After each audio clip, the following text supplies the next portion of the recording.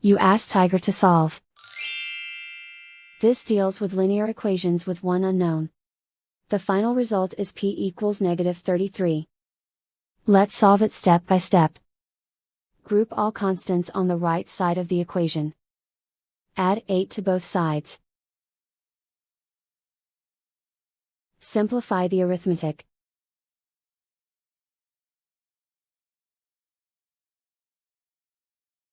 Isolate the p.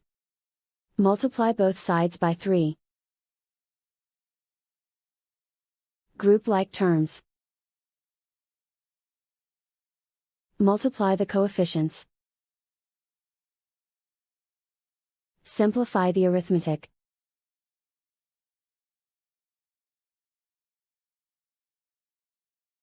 Convert the p into a positive number.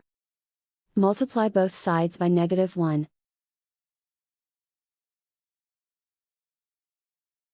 Remove the ones.